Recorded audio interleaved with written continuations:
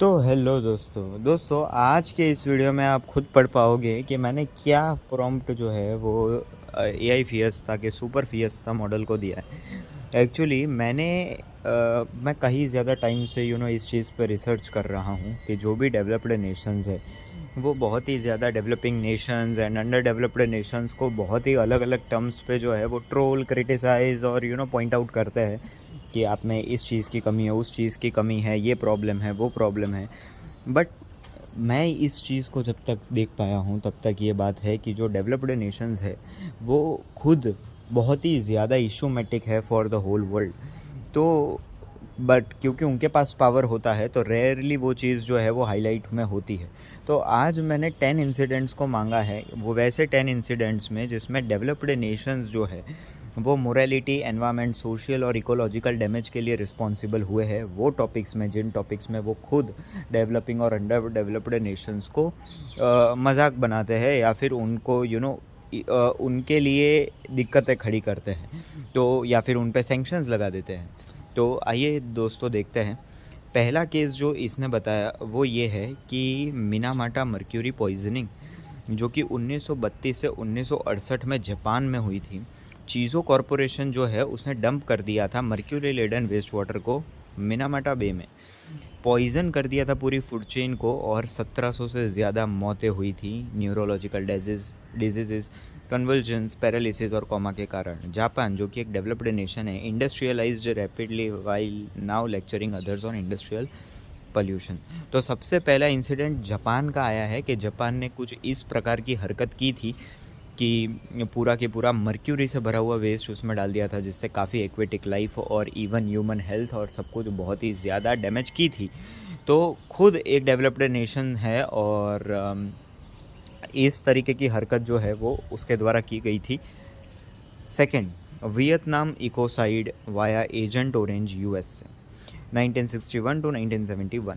US ने जो है 20 मिलियन गैलन ऑफ हर्बिसाइड्स जो है including agent orange defoliating jungles and causing massive biodiversity loss, birth defects and ecocide the is environmental welfare devastated Vietnam a developing nation while the US critics other chemical use यानी others chemical use, यानी कि ये ऐसा कह रहा है कि USA ने इस तरीके की चीज़ जो है वो डैमेज किया था वियतनाम में।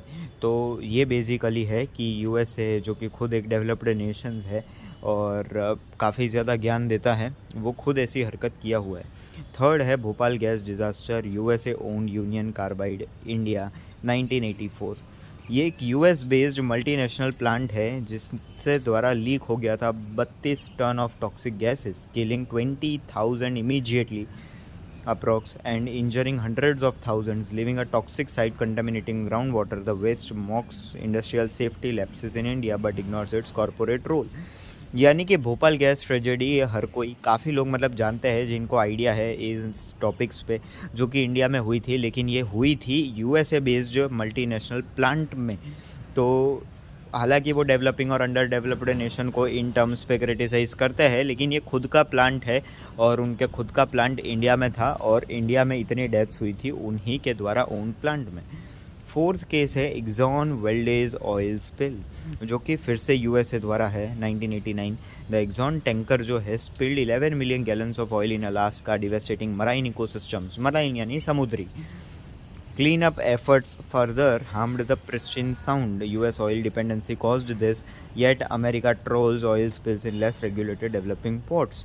यानी कि फिर से यूएसए ही है जो कि कल्प्रेट है। आज यूएसए ही सुपर पावर बनता है और बहुत ही ज़्यादा लेक्चर देता है, लेकिन खुद इतने सारे कांड किए हुआ है। फिफ्थ है US historical emissions economic damages, यानी कि US emissions have inflicted over $10 trillion in global economic damages including crop losses in India exceeding $800 million yearly from coal pollution. Wealthy nations like the US emit disproportionately while shaming developing one for emissions. ये यही कह रहा है कि US जैसे nation जो होते हैं जो डेवलप्ड है और बहुत ज़्यादा वेल्दी है, वो बहुत ही ज़्यादा अनइक्वल अमाउंट में पोल्यूशन करते हैं, एमिशन करते हैं। एमिशन का मतलब है कि वातावरण में प्रदूषण फैलाना। Toxic gases, green house gases को रिलीज़ करना, लेकिन खुद डेवलपिंग नेशंस और अंडर डेवलप्ड नेशंस को इस चीज़ से करने से रोकता है और क्रिटिसाइज़ करता है। छठवा है F gas emission surge, Europe 1990 to 2014। Europe doubled use of fluorinated gases 23,000 times more potent than CO2, exacerbating global warming. EU nations criticize refrigerant leaks in poor countries despite their own heavy contributions to this hidden threat. फिर से वही बात आ गई, developed Nations, European Nations कि वो ये क्या बोल रहे हैं 23,000 टाइम्स, यानी कि जितना कार्बन डाइऑक्साइड, यानी कि जैसे कि डिफॉरेस्टेशन होता है इंडिया में, तो डिफॉरेस्टेशन होने पे यानी एक पेड़ अगर कटता है तो ऑब्वियसली कार्बन डाइऑक्साइड जो है वो ज़्यादा एमिट हो जाता है। लेकिन कार्बन डाइऑक्साइड जितना एक टन में एमिट करता है यानी डैमेज करता है, उससे 23,000 गुना ज़्यादा एक टन फ्लोरिनेटेड गैस जो है वो एमिट करता है और डैमेज करता है। तो यही बात है कि यूरोप ने भी उस चीज़ को डबल कर दिया है, जो कि ग्रीन हाउस गैस बढ़ाता है। ग्रीन हाउस गैस बढ़ाता है यानी कि ग्लोबल वार्मिंग बढ़ाता है, यानी कि अर्थ का टेम्परेचर बढ़ाता है, जिसके कारण अनइक्वल क्लाइमेट चेंज होता है। Air pollution from western industry यानी global impact, developed nations, traffic, industry and power plants contribute to air pollution, killing millions yearly with 99% of people breathing unsafe air. As पर WHO यानी world health organization, rural developing area suffer from exported practices like crop burning which the western condemns. तो ये सारी चीज़ें हैं कि air pollution जो कि वेस्टर्न इंडस्ट्री के द्वारा किया जाता है। Coal power station polluting harming India, primarily developed nations coal legacy. Nitrogen dioxide जो कि कोल प्लांट से निकलता है, जो कि वेस्टर्न टेक से बिल्ट होता है, cuts Indian grain yields by 10% plus costing $800 million per year in food security damages. Developed exporters mock India's coal reliance bond with their historical push. तो ये भी एक बहुत बड़ा केस है। Contribution to Lake Victoria's collapse, यानी कि industrial, chemical और over fishing amplified by developed world agricultural run off and trade cost pollution, hyacinth plagues and shrinking shores affecting 40 million Africans. West criticises African mismanagement. Past emissions fueling Pakistan floods, यानी historical emissions from rich nations जो हुआ है worsen Pakistan floods, displacing 7 million peoples and causing $30 billion damage, mostly uninsured. Hypocrisy peaks as they troll Pakistan's vulnerability despite causing climate crisis hitting the poor hardest।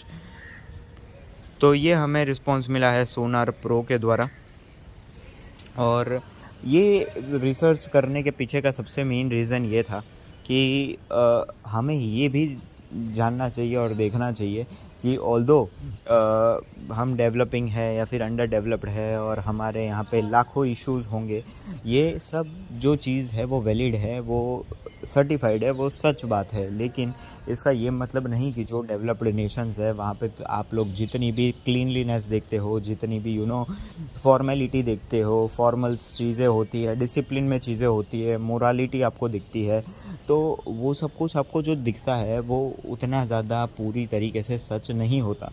यहाँ तक कि ऐसे भी बहुत सारे इंसिडेंट्स हैं जिनमें उन लोगों ने अपना जो वेस्ट है, काफ़ी ज़्यादा सॉलिड वेस्ट है, वो सारा की सारा समुद्र में डंप किया करते थे, और अफ्रीका में वो चीज़ जो है वो कोस्टल एरियाज़ को बहुत इफ़ेक्ट करती थी, क्योंकि उनकी पूरी की पूरी जो इकोनॉमी है वो कहीं ज़्यादा फ़िशिंग और उन चीज़ों पे निर्भर थी, जो कि डैमेज हो जाती है क्योंकि वहाँ पे से एक्वेटिक एनिमल्स मर जाते हैं। तो ऐसे बहुत सारे इंसिडेंट्स हैं जिनके कारण वो लोग कहीं कहीं ज़्यादा लोगों का लाइवलीहुड ले लेते हैं, और यहाँ तक कि जो डेवलपिंग नेशंस है जहाँ पे अफ्रीकन कंट्रीज़ हैं, वहाँ पे जो भी गोल्ड माइंस है या फिर सब कुछ है, वो सबको वो लोग अनइक्वल वे में खुद का बना के खुद प्रॉफिट अर्न करते हैं, जबकि वहाँ के ही लोगों को उससे उतना प्रॉफिट नहीं हो पाता। अभी आपने रिसेंटली देखा होगा कि USA जो है उन्होंने वेनेजुएला को कब्ज़ा लिया है। उसका डायरेक्ट इनडायरेक्ट रीज़न वही है कि वहाँ पे बहुत ही ज़्यादा ऑयल रिजर्व्स है, जिसके कारण ये चीज़ हुई है।